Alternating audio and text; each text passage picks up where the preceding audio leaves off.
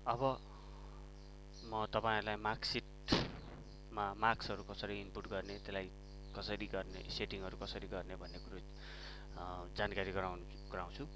र त्यसको लागि सबभन्दा पहिला हामीले मार्कसिटमा जाने र हाम्रो सफ्टवेयरको एउटा राम्रो पक्ष भनेको हामीले तीनटा मात्रै सेटिङहरु छ, जस्तै ट्रान्ज्याक्सन, रिपोर्ट, सेटिङ अप्सन।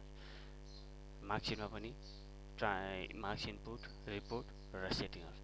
र सबभन्दा पहिला कुनै पनि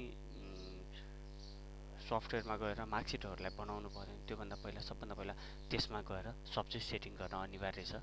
यदि हामीले सब्जेक्ट सेटिङ गर्दैनौं भनेपछि त्यो सब्जेक्ट सेटिङ नगरिकन मार्क्स हामीले इनपुट गर्न मिल्दैन। त्यही भएर हामी मार्कसिट, सेटिङ अप्सन र सब्जेक्ट सेटिङमा जान्छौँ। सब्जेक्ट सेटिङमा गइसकेपछि यहाँ सबै क्लासको सब्जेक्टहरु दिन्छ। हामीले क्लास चुज गर्छौं, जस्तै सेक्सनहरु यहाँ दिएको छ, ईसीटी क्लास 1 हैन। त्यसपछि गएर हामीले टोटल क्लासको एकैचोटी गर्ने कि एकवटा क्लासको हेरेर गर्ने भने यसरी हामीले डिफाइन गर्न सक्छौं। यहाँ टोटल क्लासको राख्दा हुन्छ। यदि एउटा क्लासको भने एउटा क्लासमा क्लिक गरेर सिंगल क्लास पनि गर्न सकिन्छ हैन। यसरी हामीले गर्न सक्छौं। यसमा यो डाटा सब्जेक्ट सेटिङमा यहाँनिर डाटा हाल्दाखेरि हामीले वर्षभरि 100% को लिने भावना त्यो 100% मार्क्सहरु राख्ने। जस्तै यदि हाम्रो टोटल जोडा 50 को मार्क्स हो भने 50 को राख्ने, यदि 100 को हो भने हामीले चाहिँ 100 राख्ने। जस्तै कुनै ठाउँमा चाहिँ 40 होला, कुनैमा 20 होला पास मार्क्स, त्यो आफ्नो चोइस अनुसार आफूले चाहिँ डिफाइन गर्न सकिन्छ। यदि प्र्याक्टिकल छ भनेपछि प्र्याक्टिकल राख्दिने, यदि थ्योरी छ भने थ्योरीको हिसाबले चाहिँ यसलाई मिलाइदिनु पर्ने हुन्छ।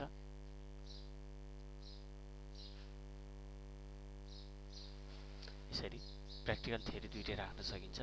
र यति गरिसकेपछि हामीले यस्तै गरी सबै क्लासको हामीले यहाँ सब्जेक्ट सेटिङ गर्ने। यो सब्जेक्ट सेटिङ भनेको यसको इम्प्याक्ट भनेको होल मार्कसिटमा हुने भए हुनाले हामीले यस कुरामा चाहिँ ध्यान दिने। यो 100% मार्कसिट हो। र यति गरिसकेपछि हामीले यसमा एक्जिट गर्छौं। पहिलो स्टेप हाम्रो यो भयो। त्यसपछि गएर हामीले एक्जाम टर्मिनल सेटिङमा गएर एक्जाम टर्महरु सेटिङ गर्छौं, जो हाम्रो वर्षभरिको। जस्तै हाम्रो first term, second term, third term, fourth term भनेर हामीले यहाँ गरेका छौं। जस्तै फर्स्ट टर्ममा हाम्रो कति वर्किङ डेज हुन्छ, फर्स्ट टर्म हाम्रो कहिलेको, त्यो कुराहरु हामीले यहाँ डिफाइन गरिदिन्छौं। त्यस्तै गरी सेकेन्ड टर्मिनल एक्जाममा हाम्रो वर्किङ डेज कति हुन्छ, त्यसपछि मिति कहिले, एक्जाम हुने मिति कहिले हो,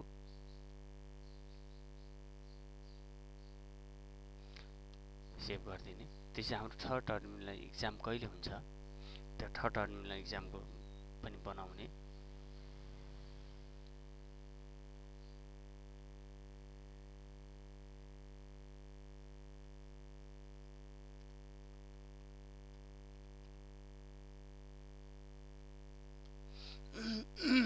यसरी हामीले तीनटै टर्मको एक्जामहरुको बारे सेटिङ गर्यौं।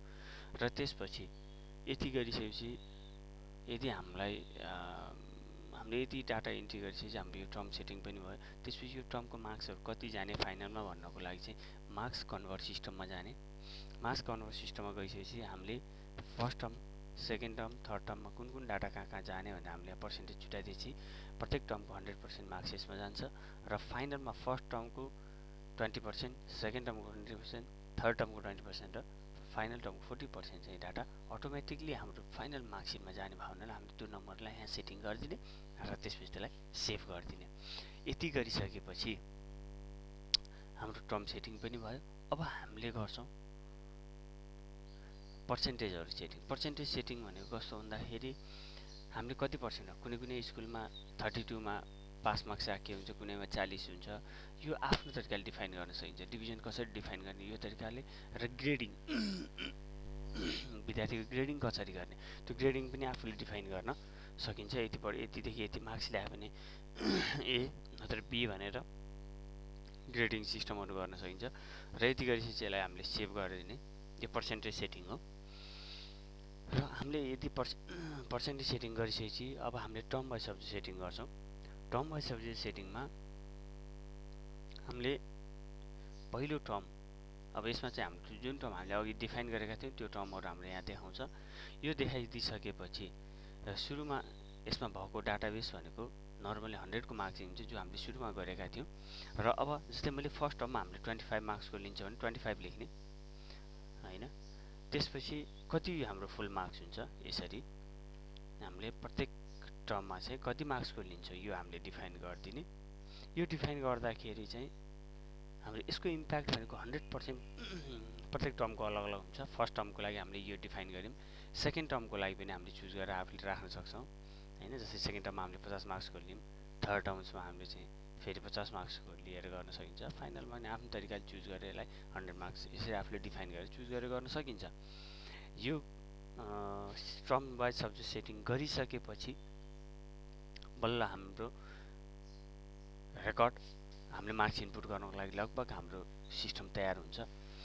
र यति चारवटा कुरा हामीले तयार गरिसकेपछि हामीले मार्क्स इनपुटमा जान्छौँ। मार्क्स इनपुटमा हामी फर्स्ट टर्ममा गयौँ। फर्स्ट टर्ममा गइसकेपछि हामीले जस्तै इसिडी भनेर राख्यौँ, क्लास चुज गऱ्यौँ, त्यसपछि सेक्सन चुज गर्छौँ। सेक्सन चुज गरेपछि ती विद्यार्थीहरू सबै डिटेलहरू यहाँ आउँछ। र यो डाटालाई हामीले इरेज गरेर नयाँ डाटामा काम गर्नुलाई नै न्यू सिट क्लिक गर्ने, पुरानो डाटाहरू सबै डिलिट गर्ने, यस गर्ने, यो नयाँ डाटाबेसहरू बस्छ। यो नयाँ डाटाबेस बसिसकेपछि हामीले यसमा मार्क्स इनपुट गर्ने। मार्क्स इनपुट गर्दाखेरि हामीले जस्तै 25 मार्क्स छ, मैले मार्क्स इनपुट गरेँ। यो गर्ने त अटोमेटिकली सफ्टवेयरले यहाँ यसरी डिफाइन गरिदिन्छ, पर्सेन्टेजहरू कति आछ के आछ भनेर डिफाइन गरिदिन्छ।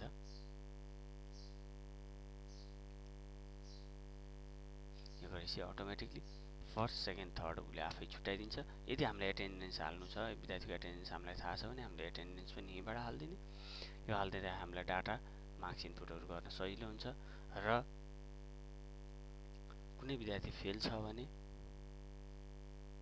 अटोमेटिकली यहाँ डिभिजन र रिजल्ट दुइटै दिँदैन, ताकि विद्यार्थी फेल भयो भन्ने कुरा हामीलाई जानकारी हुन्छ।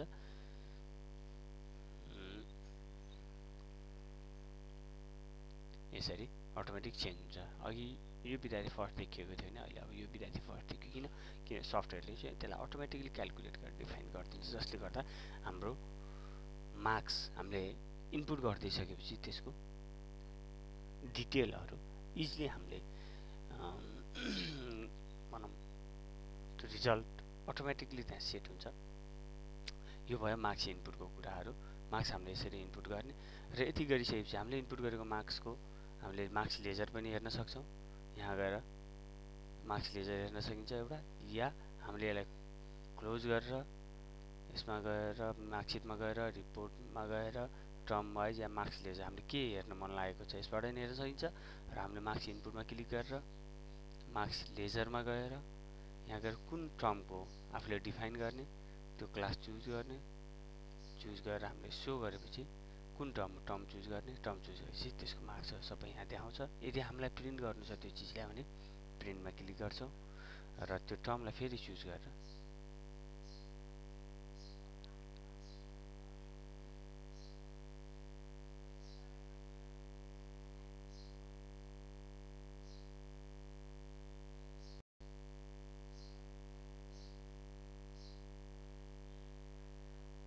यसरी मार्क्सहरू आउँछ, त्यसलाई हामीले चुज गरेर प्रिन्ट गर्न सक्छौँ। यहाँ सबै डिटेलहरू हामी त्यहाँ इनपुट गरिदिन्छ, सबै डिटेलहरू यसमा आउँछ अटोमेटिक। र यसलाई आफूले चाहेअनुसार प्रिन्ट गर्न प्रिन्टरमा गएर प्रिन्ट रिपोर्ट गर्न सकिन्छ। र यदि मार्क्स हामीले त इनपुट गरेर मार्क्स लेजर हेऱ्यौँ, इन्डिभिजुअल मार्क्स प्रिन्ट गर्नुपर्ने इक्जाम टर्मिनल प्रोग्रेसमा जाने, यसमा गएर हामीले पहिला 0 गरेर इन्टर गर्छौँ। इन्टर गरेपछि नेम लिस्टहरू आउँछ, कुन विद्यार्थीको मार्क्स हेर्न मन लागेको छ आफूले त्यसलाई चाहिँ इन्टर गर्ने। इन्टर गरेपछि कुन टर्मको हेर्ने, त्यो टर्मलाई क्लिक गर्ने। त्यो टर्म क्लिक गरेपछि त्यो विद्यार्थीको सबै डिटेल इन्फर्मेसनहरू यहाँ अटोमेटिक आउँछ। आइसकेपछि त्यो विद्यार्थीको मार्कसिटलाई हामीले प्रिन्ट गर्न पऱ्यो भने चाहिँ प्रिन्ट मार्कसिटमा जाने, क्लिक गर्ने। क्लिक गरेपछि सबैलाई प्रिन्ट गर्ने कि पर्टिकुलर प्रिन्ट गर्नेपछि अनचेक अल गर्ने, आफूले चाहिए अनुसारकोलाई क्लिक गरेर प्रिन्ट गर्ने। यदि हामीले सबैलाई प्रिन्ट गर्नु छ भने चेक अल गर्ने र आफूले चाहिँ ओके गरिदिइसकेपछि सफ्टवेयरले त्यो सबै डाटाहरूलाई प्रोसेसिङ गर्छ। त्यो डाटा प्रोसेसिङ गरिसकेपछि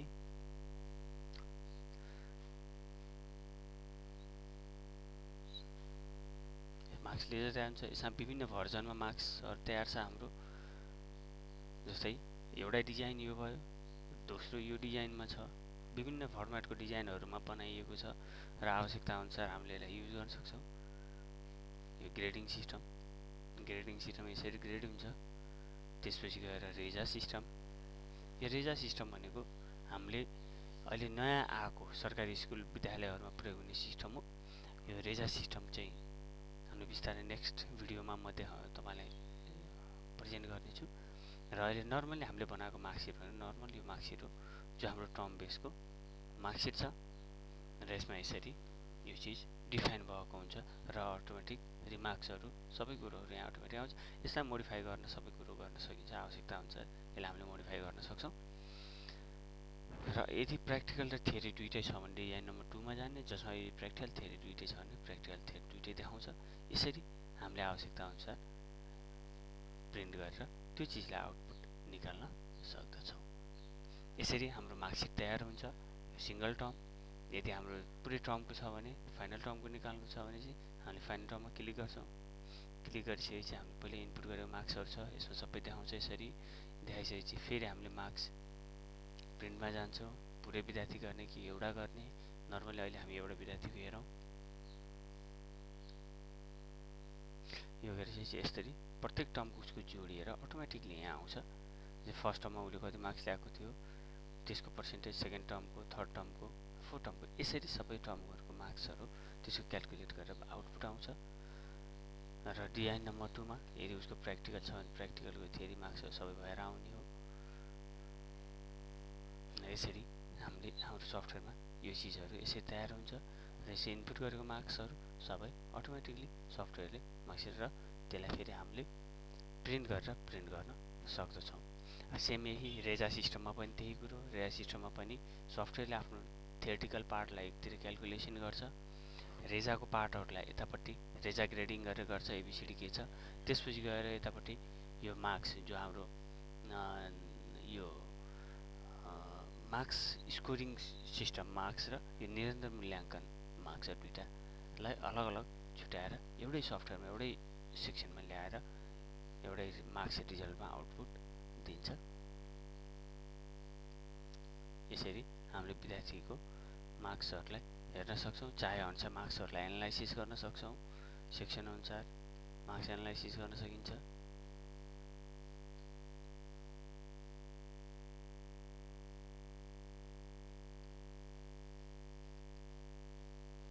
यसरी फर्स्ट, सेकेन्ड, थर्ड आएको विद्यार्थी मार्क्स एनालाइसिस गर्न सक्यौं।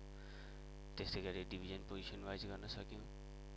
कुन टर्म हो, टर्म आफूले चुज गर्दिने, टर्म चुज गरिदिएपछि यसरी डिस्टिंक्सन आएको, फेल भएको सबै कुराहरु सफ्टवेयरले अटोमेटिकली डिफाइन गरेर देखाइदिन्छ। जसले गर्दा हामीलाई कुनै पनि विद्यार्थीको मार्क्सहरुलाई एनालाइसिस गर्न सजिलो हुन्छ। जो विद्यार्थीले एक्जाम दिएको छैन, जसको मार्क्स छैन, पर्सेन्टेज छैन, उनीहरुलाई यसरी अलगै राखिदिन्छ। डिस्टिंक्सन आएको विद्यार्थी डिस्टिंक्सन, फेल भएको, यसरी हामीलाई सजिलो के हुन्छ, हाम्रो विद्यार्थी कतिजना फेल भए, कतिजना पास भए भन्ने कुरो हामीलाई टोटल्ली र त्यसको साथसाथै ग्राफिक प्रेजेन्टेसन पनि छ सफ्टवेयरमा। र जसले गर्दा कति पर्सेन्ट विद्यार्थी फेल भए, कति पर्सेन्ट विद्यार्थी डिस्टिंक्सन आए, कतिले एक्जाम दिएनन् भन्ने कुरो हाम्रो यहाँ देखिन्छ। यसले गर्दा हामीलाई सजिलो के हुन्छ, विद्यार्थीहरु कति एक्जाममा पार्टिसिपेट भए भएनन् भन्ने कुरो हामीलाई सजिलै हामीले जानकारी प्राप्त गर्न सक्दछौं। टप 10 विद्यार्थी, टर्म वाइज है, स्टेटस ग्रुप वाइज, यस्तै हामीले विभिन्न डाटाहरुलाई चाहिँ एनालाइसिस गर्न सक्छौं। यसको डाटाहरुलाई चाहिँ हामीले कसरी डिफाइन गर्ने, कसरी हेर्ने भन्ने कुरो त हाम्रो आफ्नो आवश्यकता अनुसार आफूले चुज गरेर हेर्न सकिन्छ। यसरी विभिन्न तरिकाले रिपोर्टहरु एनालाइसिस गरेर हामीले हेर्न सक्दछौं। र यो तरिकाले त्यस्तै गरी हामीले सेकेन्ड टर्ममा पनि त्यही नै हो तरिका। हामी सेकेन्ड टर्ममा पनि मार्क्स त्यही अनुसार हामीले इनपुट गर्न सक्दछौं। मार्क्सहरु इनपुट गर्ने, एटेन्डेन्सहरु सबै हामीले यसरी इनपुट गरेर सफ्टवेयरमा काम गर्न सक्दछौं। जस्तै हाम्रो विद्यार्थी जति जनजातिका छन्, मेल फिमेलका छन्, यदि नेपाली सबैजना मेल फिमेल 6 जना मेल रहेछन्, फिमेलहरु रहन्छ हाम्रो यसमा। र त्यसपछि एकजना पास भएको रहेछ, 5 जना फेल भएको रहेछ। त्यसै फर्स्ट टर्ममा 3 जना मार्क्स इनपुट गरे, 6 जना मध्ये 3 जना पास भएको रहेछ, 3 जना फेल भएको रहेछ। यसै देखिन्छ 3 जना पास भएको, 3 जना फेल भएको। यहाँ मेल 6 जना मेलहरु, 3 जना पास भएको, 3 जना फेल भएको भन्ने यसरी देखाउँछ। र सबै अदर्समा परेको छ, किन भन्दा हामीले यसमा सायद दलित जनजाति डिफाइन गरेका छैनौं। डिफाइन गरेपछि यहाँ दलित जनजाति सबै देखाउँछ। यो तरिकाले सफ्टवेयरले प्रत्येक चिजहरूलाई डेटालाई यसरी डिफाइन गरेको हुन्छ।